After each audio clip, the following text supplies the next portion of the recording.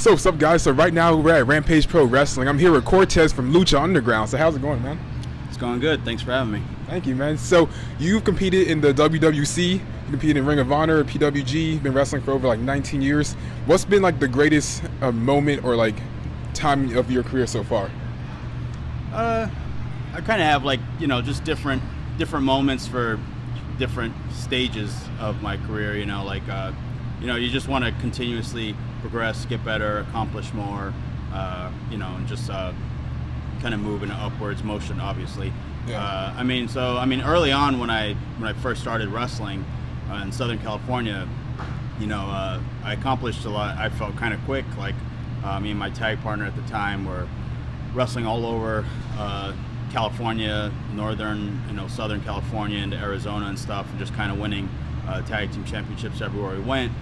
You know, and then it's just a matter of going in and, you know, proving your worth after a while, you know.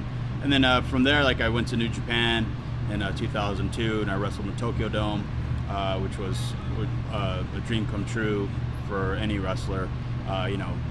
So a lot of times when I sit back and think of the greatest things I've done, or the things that meant the most to me, at least, it would, I mean, top of the list would be, you know, the Tokyo Dome, wrestling in Arena, Mexico.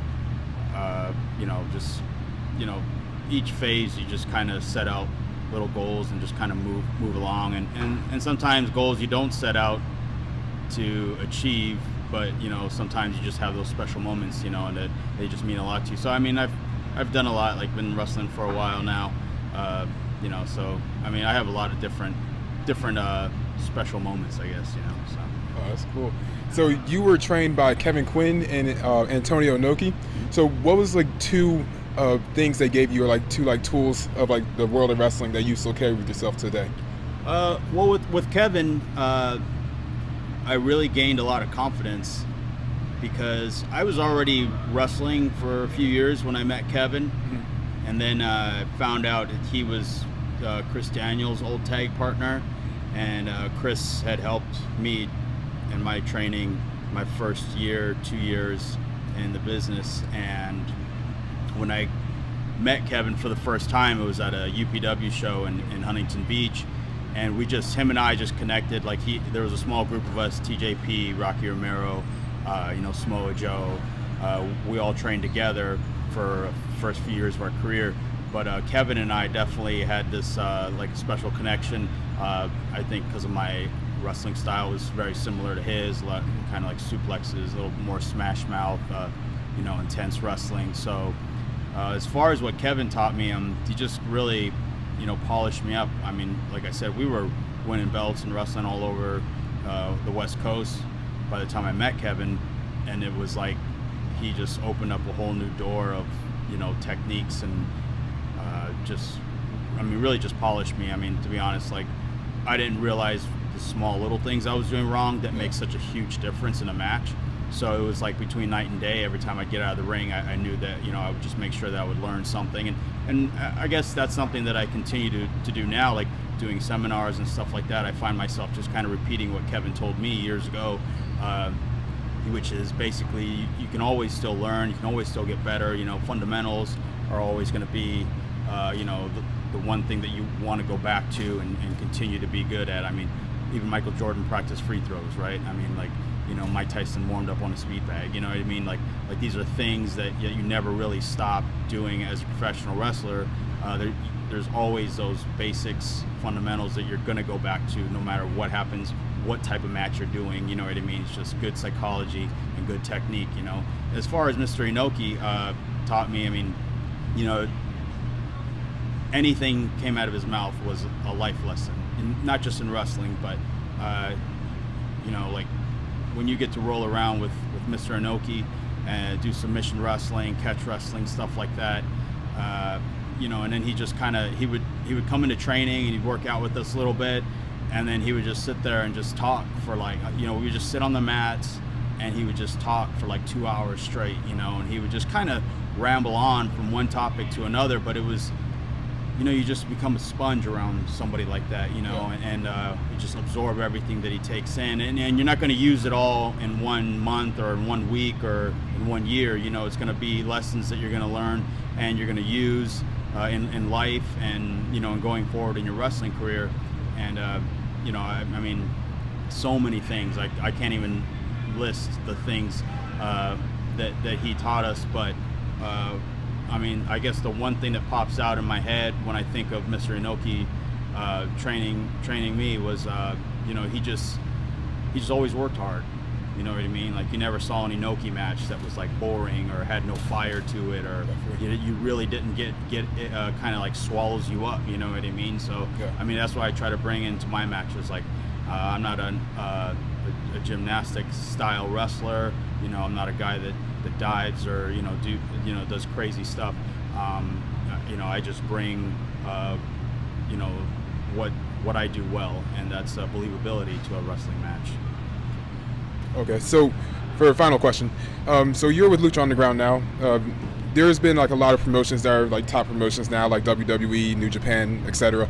And now, like with the Bullet Club, for example, they now have like T-shirts and Hot Topic, and then like other people doing outside things outside of wrestling. Like, do you feel like it's necessary for all wrestlers, if it's not necessarily their dream, to go to WWE to be a success? That's tough. I mean, you look at guys like the Bullet Club guys, like, they don't need to go to WWE.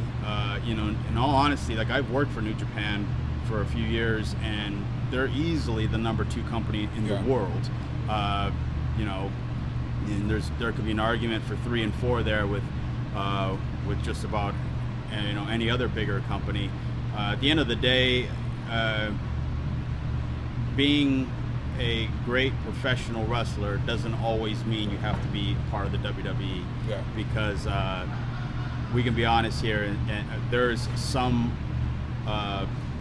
superstars there that don't deserve to be there, compared to maybe a handful of guys that are not there that certainly deserve that shot. I mean, you look at a guy like AJ Styles, how many years did he not go to the WWE, and nobody in their right mind would ever say, well, he's not a good wrestler because he was never in WWE. He was the IWGP champion, 2 times over. That, says that he was the best wrestler in the world. And I feel now like a guy like that is just getting his reward for all his hard work and years of dedication. So I'm gonna say you don't need to go to WWE to be considered like a great wrestler or anything like that. But I mean, everything changes, every business changes. Now the wrestling business is evolving and moving into a possibly like what could be a new boom for the business as a whole. So I mean, WWE, that's why guys can hold off and not go to WWE, because if they couldn't, then we'd all be knocking on their door and tripping over each other trying to get there.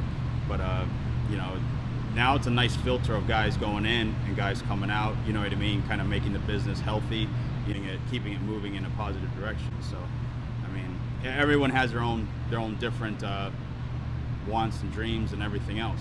Like when we all start, we all just know WWF for WWE at the time, and you just see that. But then as you get older and you can make up your own mind, it's like ice cream, right? It's like, I like ice cream, you like ice cream. Maybe you like strawberry, but I like chocolate. It's still ice cream. Like wrestling just has different flavors, and that's the great thing now about streaming services and different companies with different TV networks and stuff like that. Like, we're all capable and able to make a good living, not going to WWE. And then if and when we decide to go to WWE, we're that much better and more polished. That's why they're not retraining the guys or repackaging them or whatever. It's like, oh, you're Roderick Strong? Yeah, you're Roderick Strong. Okay, you're that here. So is Samoa Joe. Like I first started with Samoa Joe. He's still the same Samoa Joe, he was in Riverside, California, than he is main eventing against Brock Lesnar for the Universal Championship. That he's my buddy that I started with, like, you know what I mean? And I'm looking at it like, you gotta be kidding me, you know what I mean? Like Joe, I just look at him like, he's just Joe, but that's a great thing. And then you see other guys leaving WWE and then just continuing on their love and passion for wrestling. They just keep doing it, you know what I mean? And I mean, it's just right now it's just a very an exciting time for wrestlers and wrestling fans, Well, Well, thank you for the time. I Yep. greatly appreciate it. So, thank you guys for watching the video. Hope you really enjoyed. Make sure you like, comment, share, and always subscribe. And that means subscribe. It's like my version of how I say subscribe. You know, something a little different. But it's my gimmick almost. But make sure you like, comment, share, and always subscribe. And we outie.